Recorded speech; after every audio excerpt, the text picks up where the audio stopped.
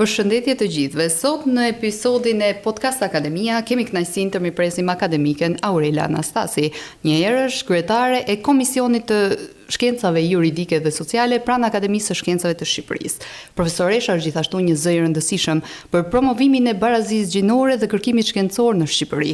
Me të do të flasim në lidhje me rolin e gruas në shkencë, sfidat e së kaluarës dhe perspektivat për brezin e ri. Mirë se erdhët, profesoresh. Mirë se ju gjeta, faleminderit për ftesën. Faleminderit edhe ju që pranuat ftesën të jeni pjesë e podcastit për të bërë një diskutim në lidhje me një temë kaq të rëndësishme siç është roli i gruas në shkencë. Si e vlerësoni sot rolin e gruas në zhvillimin e shkencës dhe kërkimit shkencor në Shqipëri? Në radhë parë e vlerësoj si një rol shumë të rëndësishëm. Në radhë të dytë jam optimiste se vlerësoj që ky rol po rritet progresivisht. Këtë natyrisht e them në përgjithësi, në qoftë se shkojmë në një analizë të detajuar të gjithë elementeve përbërës, duhet të jemi më realist. Sepse kur flasim për rolin e gruas në shkencë dhe për barazinë gjinore në shkencë, kemi në vëmendje kryesisht 3 element kryesor. Kemi pjesëmarrjen e gruas në arsim dhe në shkencë, pjesëmarrjen e gruas në leadership, pra në organet vendimarrëse për shkencën, si dhe vëmendjen që shkenca, politikat, shoqëria i dedikon kësaj pjesëmarrjeje dhe barazisë gjinore në shkencë. Le të drejtohemi disa shifrave, të cilat janë shifra zyrtare, të dala nga Instat, nga Instituti Statistikave, të cilat na bëjnë optimist dhe kanë të bëjnë me pjesëmarrjen e gruas në arsim. Duke ju drejtuar të dhënave statistikore për vitin 2024, konstatojmë se numri i grave të diplomuara nga arsimi i lartë është rritur. Kemi rreth 66% gra të diplomuara, me një rritje pikë përqindjeje 0,6. Dhe kjo na bën optimist, por nuk mjafton, sepse sikur se tham, elementë të tjerë të rëndësishëm e shoqërojnë çështjen e barazisë gjinore në arsim dhe në shkencë. Nga ana tjetër duhet përmend faktin se ka dhe një rritje të grave me grada dhe tituj akademik. Fjala vjen, ka rritje të përqindjes, në pikë përqindje të grave profesore në stafin e brendshëm të universiteteve shqiptare, të cilat janë njësi shumë të rëndësishme të kërkimit shkencor. Po ashtu një rritje më të madhe ka atë grave me gradën shkencore doktor, gjithmonë referuar vitit akademik 2023-2024. Megjithatë, kemi sfida të ndryshme të cilat duhet të përballojmë në këtë aspekt. Patjetër, siç edhe ju e përmendët, lajmi i mirë është që roli i gruas ka nisur të ketë impakt, të ketë një rritje, sidomos në institucione të rëndësishme siç janë ato të arsimit të lartë. Gjatë karrierës suaj profesoresh dhe si drejtuese ju keni formuar breza të tërë juristësh. Sa i rëndësishëm është roli i mentorimit për të nxitur vajzat e reja të zgjedhin karrierën dhe të kenë një drejtim në kërkimin shkencor? Shumë i rëndësishëm. Mentorimi është një nga veprimtaritë më të rëndësishme për të nxitur në përgjithësi studiuesit për të thelluar në kërkimin shkencor, studentët për të thelluar në kërkimin shkencor dhe në veçanti vajzat. Në këtë kuadër, nëse do t'i drejtohem përvojësime personale, do të thosha që kjo ka qenë një nga veprimtaritë më të rëndësishme që unë e kam përdorur për të nxitur pjesëmarrjen e vajzave dhe të grave në studimin shkencor. Le të themi, një vëmendje të posaçme në karrierën time, i kam kushtuar, ne themi udhëheqjes së temave shkencore që kryen studentët për diplomimin e tyre. Ka vite që diplomimi i studentëve të drejtësisë kryhet përmes punimeve të tyre. Dikur ne kryenim diplomimin me provime, i cili bazohej në përgatitjen tradicionale të literaturës dhe materialeve që zhvillonin në universitet. Kurse sot ka ndryshuar, ato diplomohen nëpërmjet punimeve të tyre. Është e rëndësishme shumë tu qëndrosh pranë dhe të kryesh të gjithë procesin e studimit për të arritur me sukses në mbrojtjen përpara komisionit, përpara jurive të temave të tyre. Janë qindra student që kam udhëhequr në këtë fazë. Por doja të përmendja udhëheqjet që kam pasur për marrjen e gradës shkencore doktor i shkencave në drejtësi. Përafërsisht, duke marrë parasysh të gjitha programet studimore, në gjithë të vite në arsim, unë kam udhëhequr rreth 35 kandidat për doktor të shkencave, nga të cilët 75% janë vajza. Kjo është një shifër treguese që dëshmon shumë për nxitjen që u bëjmë ne në fakultet, pjesëmarrjes në kërkimin shkencor, në studime të vajzave dhe të grave. Është një shifër e rëndësishme, mendoj. Megjithatë, ka edhe një sër faktorësh që duhen marrë në konsiderate dhe ato shkojnë së bashku. Do të kemi parasysh që këto punime është mirë të kryen në grup, apo në këto punime të qëndërzojmë çështjen e barazisë gjinore dhe të pjesëmarrjes së grave në shkencë, me qëllim që të nxisim pikërisht këtë pjesëmarrje. Patjetër, dhe kjo është një ndër ato që ju e keni pas synim, besoj, për të bërë sa më shumë. Padyshim, për t'i futur sa më shumë brezat e rinj. Ka mjaft tema që janë mbrojtur në këtë fushë dhe kanë sjellë jo vetëm të reja, po dhe gjetje të rëndësishme që i përkasin çështjeve të barazisë gjinore. Ato sjellin ndikim absolutisht, por sikur se thash, janë një sër faktorësh që ngërthen së bashku, se fjala vjen një punë më e mirë duhet të bëhet pikërisht për përhapjen e gjetjeve të reja që vinë nga këto studime të doktoratave, ose për publikimin e punimeve që vinë nga studentët që mbrojnë diplomën në masterin shkencor. Kurse për doktoratat nuk mjafton vetëm publikimi, por edhe një punë shoqëruese për të rritur përhapjen dhe ndikimin e tyre në shoqëri. Një thëllim më gjërë. Pra, sikur se thash, qëndërzimi i çështjeve të barazisë gjinore në kërkimin shkencor lidhet edhe me një sër faktorësh të tjerë, me punën në grup, me punën shkencore të planifikuar, sipas nevojave të vendit, për t'i paraprir apo për të mbështetur zhvillimet shoqërore, zhvillimet ekonomike e të tjera në shoqëri, dhe nga kjo pikpamje një politik më e lidhur me të gjitha aspektet, me dimensione nga të gjitha krahët, do të cilte edhe rritjen e ndikimit të këtyre punimeve shkencore në fushën e barazisë gjinore. Kjo është e rëndësishme. Duke u nisur nga përvoja juaj e gjatë në karrierën akademike, a mendoni se sot gratë kanë më shumë mundësi për të ndërtuar një karrierë në fushën akademike apo të kërkimit shkencor në Shqipëri? Cilët janë sfidat? Do me thënë, nga ajo që ju nisët në fillim dhe ajo që ne ndeshemi sot, ka më shumë sfida, ka më shumë vështirësi, apo është bërë diçka më e lehtë? Është më e gjetshme roli i gruas tashmë në kërkimin shkencor dhe në fushën e studimeve?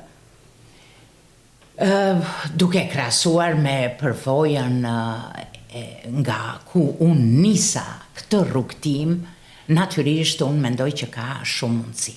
Ka mundësi të reja edhe vetë zhvillimi vendit, ka hapur fusha të reja, studimi, është rritur numri institucioneve shkencore, edhe zhvillimi legjislacionit ka bërë që le të themi në mos institute apo institucione të posaçme, njësi të caktuara të studimeve dhe të kërkimeve janë përhapur në mjaft institucione të tjera.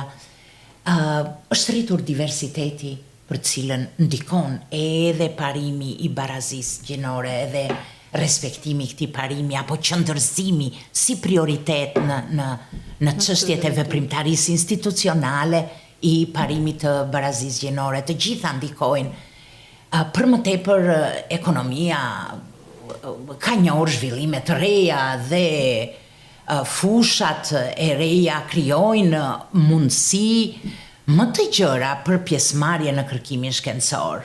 Dhe nga ky aspekt pjesëmarrja e grave ndikohet absolutisht edhe rritja e pjesëmarrjes tyre. Por ka sfida. Ka ende sfida të mëdha. Ne kemi pasur fatin që kemi punuar edhe në fushën e legjislacionit për t'i nxitur zhvillimet e barazisë gjinore në tërësi, në shoqëri, si një aspekt i rëndësishëm shoqëror, si le të themi si një nuk po përmend fjalën revolucion, po evolucion i shpejt, i rëndësishëm, për cilën ndihmon legjislacioni. Dhe reforma ligjore e barazisë gjinore, që është një nga reformat më të rëndësishme. Por, unë vërej, të paktën nga studimet që ekzistojnë në Shqipëri, nga institucionet të ndryshme dhe nga organizatat jo fitimprurse, në ndonjë rast nga vetë universitetet, për cilat natyrisht ka mendimin që duhet thellohen më shumë, konstatoj që ka ende barjera edhe sfida me të cilat ndeshen gratë sot për pjesëmarrjen e tyre në shkencë. Vërej që këto barjera janë përmendur edhe nga institucionet ndërkombëtare, pasi ekzistojnë në më shumë apo në më pak në mënyrë globale. Jo vetëm në gjithëpërfshirëse, në vendet e Bashkimit Evropian, por edhe në vendet e tjera. Këtu mund të përmend si sfida më të mëdha stereotipet gjinore dhe paragjykimet që ekzistojnë në lidhje me pjesëmarrjen e gruas në shkencë. Ka ende një qasje që gruaja ka një tjetër detyrë në shoqëri, ajo duhet të përkujdeset për familjen, për mirëritjen e fëmijëve, për kujdesin ndaj të moshuarve dhe nuk mund të marrë pjesë në operacione të vështira shkencore, sikurse është puna kërkimore shkencore. Ky mendim kam përshtypjen që përforsohet nga një sfidë tjetër, që sepse ato janë të lidhura me njëra tjetrën, që është sfida që sjell ndarja shoqërore e punës, edhe ndarja e punëve në familje. Pikërisht në momentet më frytdhënëse të jetës, në moshën më frytdhënëse, gruas i duhet të lind fëmijë, të rrisë fëmijë, të kujdeset për familjen dhe kryen njësër punësh nga ato që ne i konsiderojmë si puna e papaguar në familje. Që dihet që kjo punë e papaguar në familje është më tepër në ngarkim të grave se sa të burrave në familje. Të gjitha këto ndikojnë për një tërheqje të grave nga avancimi në karrierën akademike dhe shkencore, dhe natyrisht dhe për paragjykime, edhe për stereotipe gjinore. Kështu që çështja është që t'i adresojmë së bashku të gjitha këto sfida që dalim përpara. Që t'i zbehim sa më shumë. Sfidat me qëllim që të kemi efektivitet në punë. Sfida tjetër është ajo që lidhet me pjesëmarrjen e ullët të gruas në organet vendimarrëse, përjedhoj edhe në organet vendimarrëse të shkencës. Edhe kjo ndikon ka impakt negativ për pjesëmarrjen e gruas dhe sidomos kjo ka impakt negativ për atë elementin tjetër që përmendëm ne në lidhje me parimin e barazisë gjinore në shkencë, që ka të bëj me përparësit edhe me qendërzimin e çështjeve që lidhen me gratë dhe mbarvajtjen e barazisë gjinore në shoqëri. Në shoqëri. Më lejoni të përmend që një nga sfidat kryesore që u ndesh në kuadrin e paragjykimeve lidhet me faktin që gratë mund të japin në shkenca të tilla si ato shoqërore, por ky mendim ekziston, por jo në shkenca inxhinierike, kompjuterike, shkenca të teknologjisë e tjera. Në fakt, nga të dhëna statistikore të Instatit, kam frikë se deri tani ky paragjykim provohet, pasi gratë studiojnë më shumë dhe diplomohen më shumë në shkencat shoqërore dhe të komunikimit, shkencat sociale, drejtësi, ekonomi, kurse djemt diplomohen më shumë në shkencat teknike, shkencat inxhinierike, ndoshta kjo ka të bëjë dhe me shoqërinë tonë, që ne flas për shoqërinë tonë. Familjet tona të shtyn. Kur je vajzë të shtyn më shumë drejt ka të bëj, po pikërisht sepse janë stereotipet që ekzistojnë dhe ndikojnë ato. Ndikojnë për një numër më të ulët të pjesëmarrjes së grave në arsimin në shkenca eksakte. Në shkenca teknike më shumë. Teknike më shumë. Kështu që duen parë në përgjithësi të lidhura me njëra tjetër. Patjetër, janë të ndërthur. Më lejoni të përmend edhe një sfidë tjetër. Në Shqipëri më pak, po në nivel global, një sfidë e rëndësishme që lidhet me pjesëmarrjen e gruas në përgjithësi në gjitha aktivitetet shoqërore, po dhe në shkencë, është se gratë ndeshen më shumë me ngacmime dhe ngacmime seksuale në vendin e punës. Edhe ky është një fenomen që del kur shoqëria emancipohet, edhe këtu natyrisht ka pasur denoncime dhe raste të caktuara, por ka nevojë për politika më të mençura me qëllim që të adresohet siç duhet si fenomen. Edhe ne urojmë që të marrë drejtim dhe të jetë sa më i zbehur, i dukshëm, sidomos ky fenomeni i fundit, që është ngacmimet seksuale që absolutisht është një fenomen shumë i rëndë. Dhe flasim jo vetëm për përgjegjësi civile administrative në këtë rast, por edhe për përgjegjësi penale. Patjetër.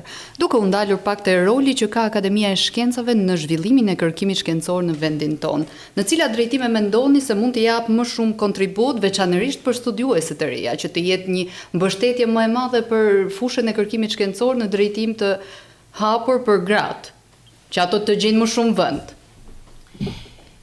Ju falenderoj për pyetjen. Akademia e Shkencave duhet të ketë një rol shumë të rëndësishëm.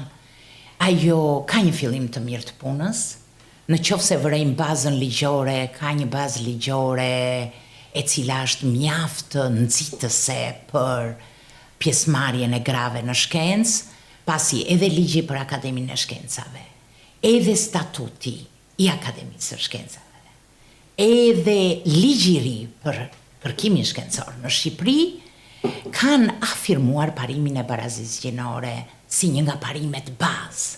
Dhe sikur se tham, ky parim kërkon pjesëmarrje në arsim dhe në shkencë, pra punonjëse. Kemi sa më shumë punonjëse në shkencë, kërkon rritje të pjesëmarrjes së gruas në vendimarrjen shkencore, pra sa më shumë gra në organet që marrin vendime në lidhje me shkencën, organet përfaqësuese shkencore dhe organet e tjera, dhe përparësi për barazinë gjinore në studimet shkencore, në tematikën dhe në fushat e përzgjedhura për këto studime. Akademia e Shkencave natyrisht ka një fillim të mbarë të punës, por duhet ta vazhdojmë më tej zbatimin e akteve që ka miratuar vetë. Aty ka formula shumë të rëndësishme ligjore, siç është ajo që parashikon që në kuadrin e pranimeve të reja në organet shkencore të akademisë mund të hapen fusha studimi të posaçme, kur vërehet se përfaqësimi i njërës prej gjinive është i pa arritur me standardet. Të paktën standardet minimale të parashikuara nga ligji për barazinë gjinore, por edhe standardet më të mira ndërkombëtare. Dhe kjo duhet mbajtur në vëmendje. Deri tani ne jemi në proces, por nuk duhet ta lëmë më progresin kaq të ngadalë. Bie fjala.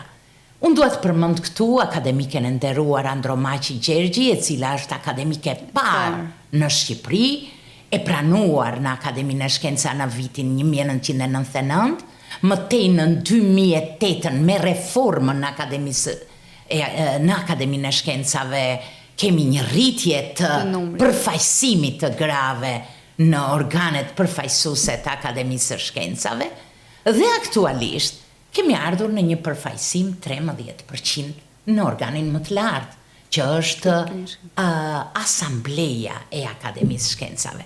Mendoj që këtu duhet punuar më shumë. Duhet shkojmë patjetër te 30%, që është standardi minimum që së paku ligji për barazinë gjinore në Shqipëri she. Dhe objektivi duhet të jetë 50 me 50.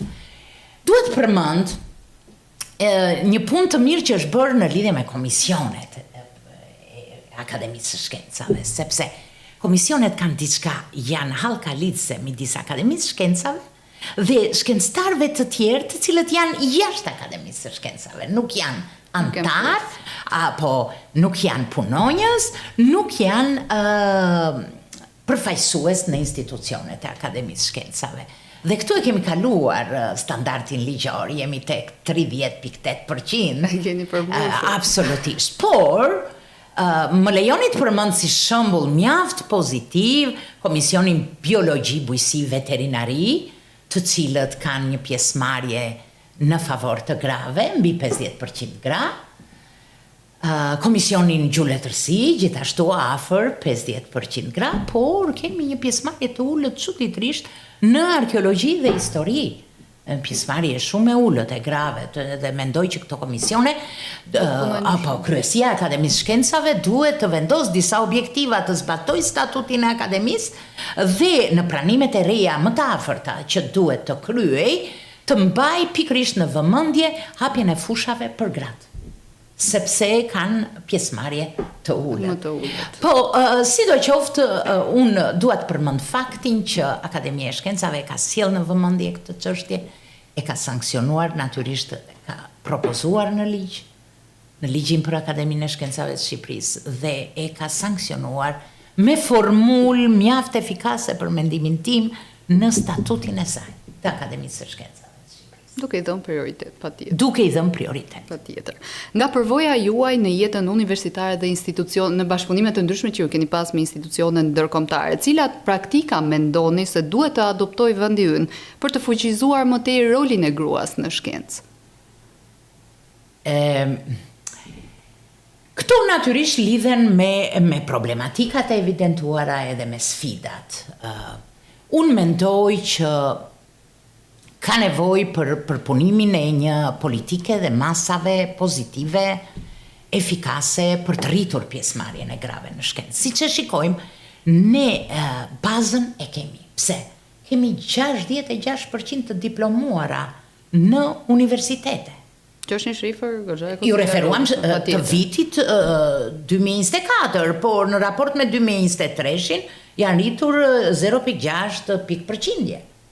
Është një shifër shumë favorizuese. Patjetër.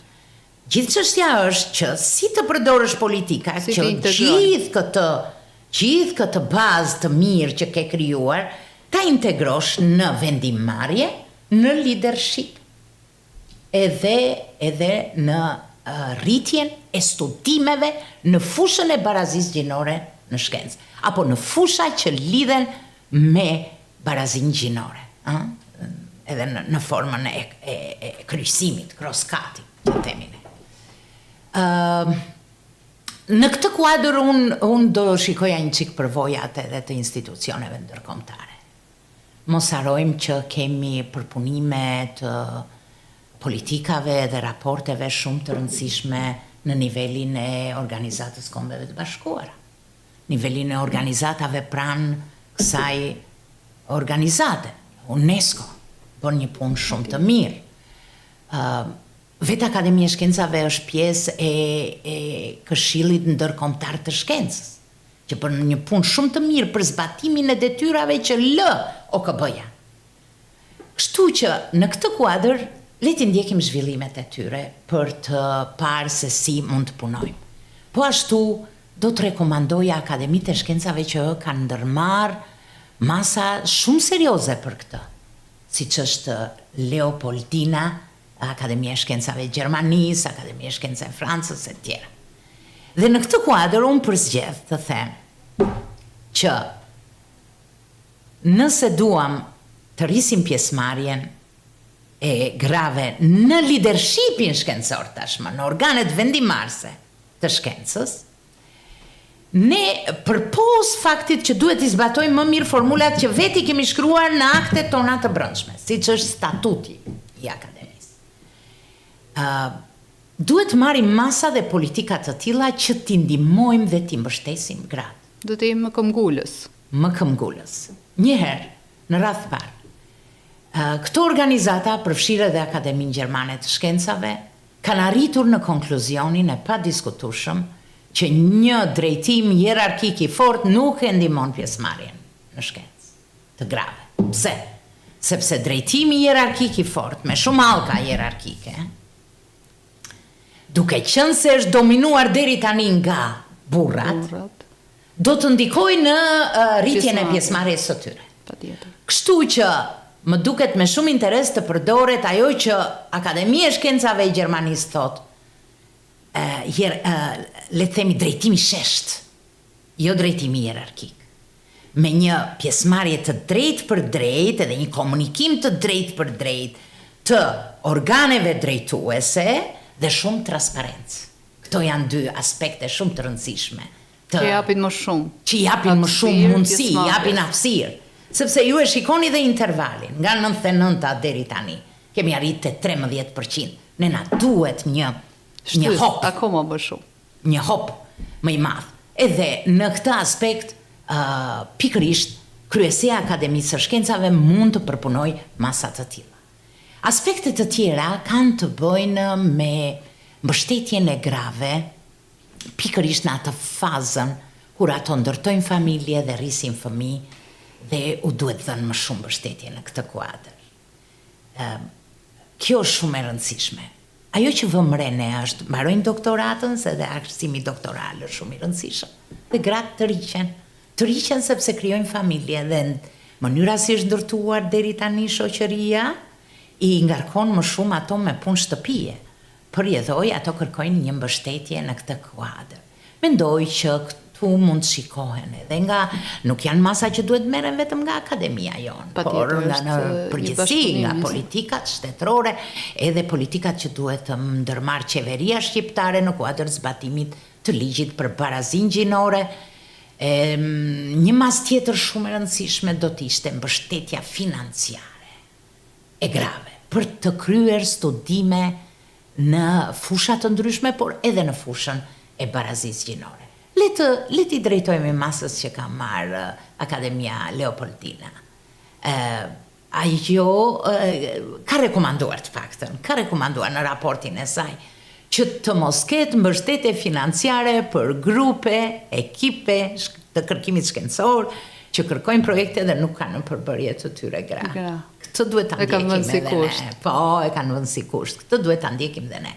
E buxhetimi gjinor është një aspekt tjetër shumë i rëndësishëm për të rritur pjesëmarrjen e gruas në shkencë, për mendimin tim. Domethënë janë disa element që të bëhen bashkë për të rritur edhe pjesëmarrjen e gruas në shkencë. Duhet të mendohet në përgjithësi sepse elementet janë të lidhur me njëri tjetrin dhe duhet parë nëse marrim masa pozitive në këtë drejtim, ku na shpije. Dhe këto masat pozitive ne juristët i shikojmë sepse ato shpeshherë bëhen shkas edhe për diskriminime dhe ne nuk duam që në politikat shtetërore, edhe pse ndonjëherë mund të jenë shumë të guximshme, të ketë shkas për diskriminime dhe për le të themi për ankesa pranë institucioneve për këto diskriminime. Nuk duam që të shkojmë deri aty sa t'i çojmë në ankime këto. Ne kemi në fokus bashkëpunimin. Në të mirë, absolutisht. Po se ai të shpje, ankimet mund të jenë shumë të rëndësishme për vendosjen e drejtësisë, po ngadalsojnë. Patjetër, janë të lidhura me njëra tjetrën.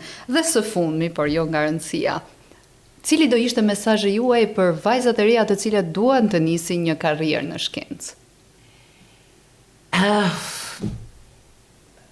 Unë do doja shumë që të rritet pjesëmarrja e vajzave të reja në shkencë dhe mendoj që pikërisht kërkimi shkencor, studimi janë një nga veprimtaritë më të bukura që njerëzimi ka.